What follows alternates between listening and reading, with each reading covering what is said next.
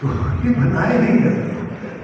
تو اس وجہ سے میں یہ تو نہیں کہہ سکتا کہ آپ کیسے یا کوئی کیسے ایکٹر بن سکتا ہے. میں یہ سمجھتا ہوں کہ کوشش کریں ہر بندہ. ایک تو کہتا ہے نا شوق سب کو ہوتا ہے. مجھے کرکٹر بننے کا بھی بڑا شوق ہے, میں نہیں بن سکتا. میری فزیک میں اتنی پاور نہیں تھی یا چاہے ایپٹیچیوڈ نہیں تھا, لیکن کو پرابلم ہوتا تھا. ایکٹر میں بن گیا کیونکہ ایپٹیچیوڈ تھا. تو ایک تو ایپٹیچیوڈ بڑا ضروری ہوتا ہے, اس کے علاوہ پھر آپ کے لیے مطالعہ بڑا ضروری ہے. ہم یہ سمجھتے ہیں کہ پتہ نہیں کیوں ہمارے ذہن میں یہ کانسیپٹ ہے کہ اداکار جو ہے سب سے جو غبی آدمی ہوتا ہے, سب سے نالائق آدمی جو ہے وہ ایکٹر بنتا ہے. یہ بالکل غلط بات ہے. میں آپ کو یہ بتاؤں, اگر آپ دلیپ کمار سے کبھی ملے ہوں یا برینڈو سے یا پیٹر اوٹول سے یا کسی بھی یہاں ہمارے جتنے اداکار ہیں بڑے بڑے, محمد علی صاحب کے, آپ منور سعید کو دیکھیں. منور سعید ایم اے علی ہیں, علی گڑھ کے پڑھے ہوئے. اسی طرح نعیم طاہر ہو گئے اور بہت سارے ہمارے جتنے بھی سینئر تھے یہ بڑے لرنڈ لوگ تھے. Ashfaq Sahab, Bano Aapa, Kamal Ahmed Rizvi, they were genius. Anwar Sajjad, doctor Anwar Sajjad, کیا بات ہے ڈاکٹر صاحب. اسی طرح فاروق زمین, ایک سے ایک پڑھ کر دیور بہت اچھا. لیکن اس میں میں سمجھتا ہوں کہ credit goes to government college. Government college کا بڑا کنٹریبیوشن. اور جتنے بھی ہم یہاں, میں گورنمنٹ کالج کا تو نہیں پڑھا ہوا, ثانیہ کالج پشاور کا پڑھا ہوا ہوں, لیکن مجھے جو فیض ملا ہے وہ گورنمنٹ کالج لاہور کے توسط سے.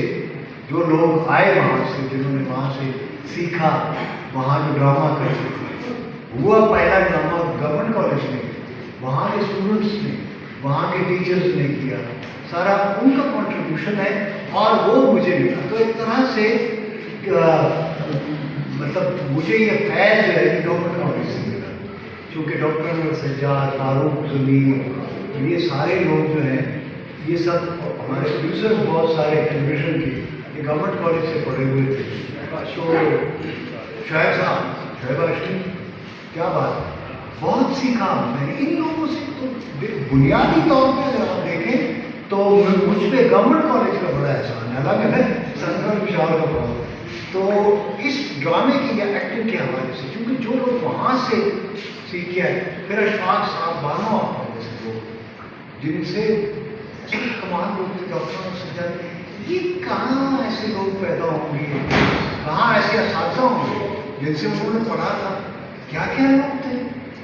پھر میں پٹھان آدمی, پشتو بولنے والا, اردو مجھے آتی نہیں تھی, میں نے کس طرح سے اردو سیکھی, میں نے کس طرح سے پنجابی سیکھی. میں نے جو پہلا سیریل کیا لاہور ٹی وی سے, آپ کو حیرت ہوگی کہ وہ پنجابی سیریل تھا, چڑیا نہ چمنا, اور مجھے پنجابی آتی نہیں تھی. تو میں ایک سے جا کے ایک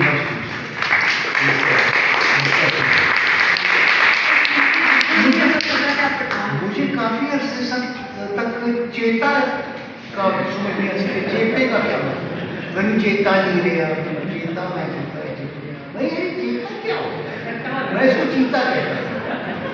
تو پڑھتا میں چیتا تھا, وہ کہتا نہیں کہ چیتا نہیں, چیتا ہے. مطلب جب وہ بعد میں پھر چیتا کی. تو اسی طرح بہت سارے الفاظ تھے پنجابی کے. اور جو حیرت کی بات اس میں میں سوچتا ہوں یہ ہوا کہ پہلا میرا لاہور ٹیلی ویژن کا سیریل تھا, وہ جب وہ پنجابی تھا, چڑیا نہ چمنا, وہ فخر زمان کا لکھا ہوا, جو اتنے بڑے رائٹر ہیں پنجابی کے, فخر زمان, ان کا لکھا ہوا. اب وہ پنجابی الفاظ مجھے پتہ ہی نہ اس کا مطلب کیا ہے. ہاں ٹھیک, وہ جو پوری پنجابی جو پنڈا تھاواں کی اس کو وہ تھی. تو وہ میں ایک سے پوچھی یار اس کا مطلب کیا ہے, پھر اس کا پرونانسیشن کیا ہے, اس کو کیسے ادائیگی سے کیا ہے, ایک سے جا کے ساری رات میں سڑکوں پہ پھرا کرتا, اور کوئی جگہ نہیں تھی کیونکہ ایک کمرہ چھوٹا سا میرا تھا. تو اس میں تنگ ہو جاتا تھا, پنکھا بھی نہیں ہوتا تھا گرمیوں میں کافی عرصہ. تو میں یہ فرش تو شکر تھا اس, تو فرش کے وہ ٹھنڈا ہوتا تھا, تو میں اس پہ سو جاتا تھا. چارپائی بھی نہیں تھی, तो पक्का भी नहीं था।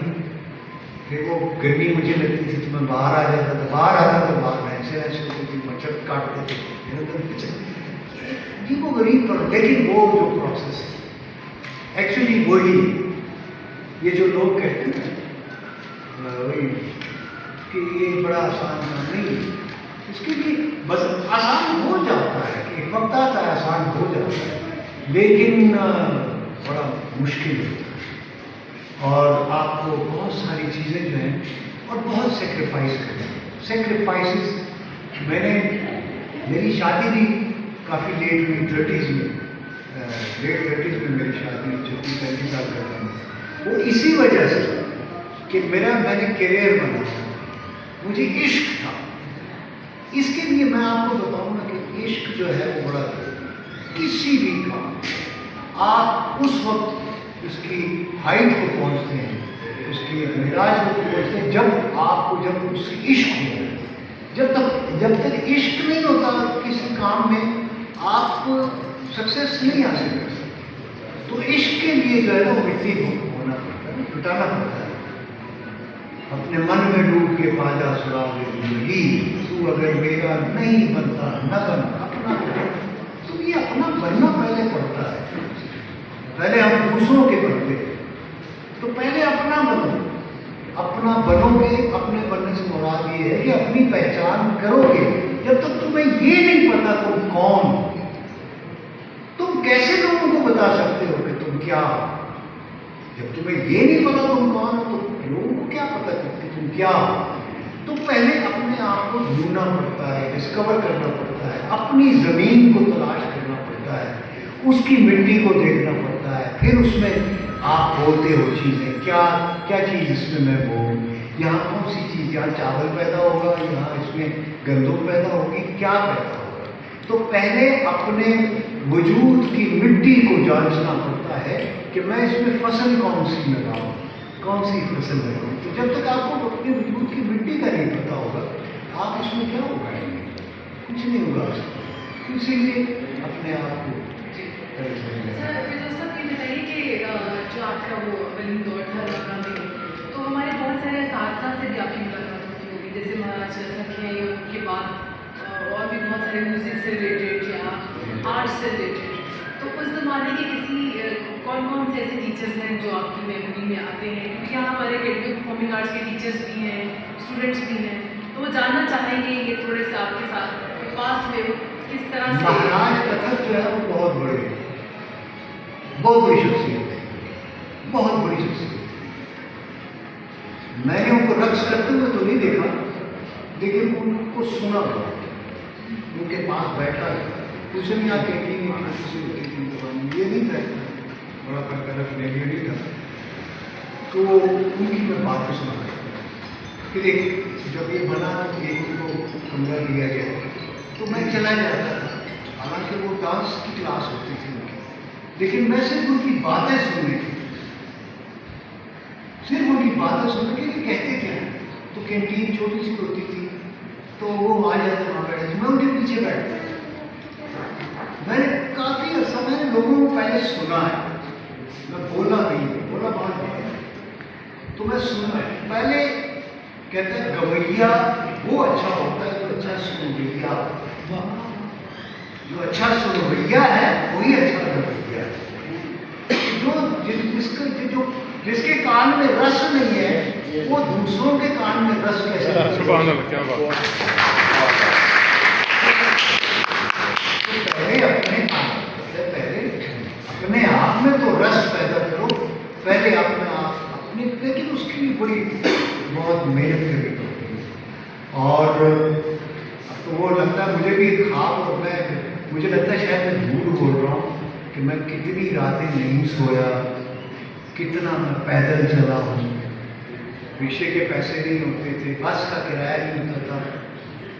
मेरे ख्याल 4 आने या 8 आने बस का किराया होता था शबाब चौक से शिमला पार्क GTS का।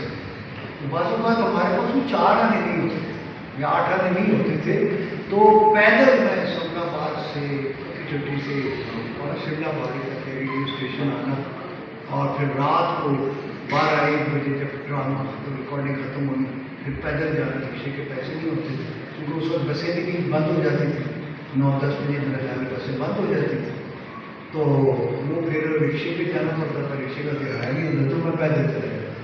पता नहीं कितना आसान, लेकिन वो जो पैदल आना जाना है ना, शिमला पहाड़ी से पक्की चट्टी समराबाद आना जाना, उस दौरान में मैंने जितने अपने साथ गुफ्तगू की और जितना ड्रामा मैंने उस अपने साथ बोला है, बस शायद वही मेरी क्लासेस थी।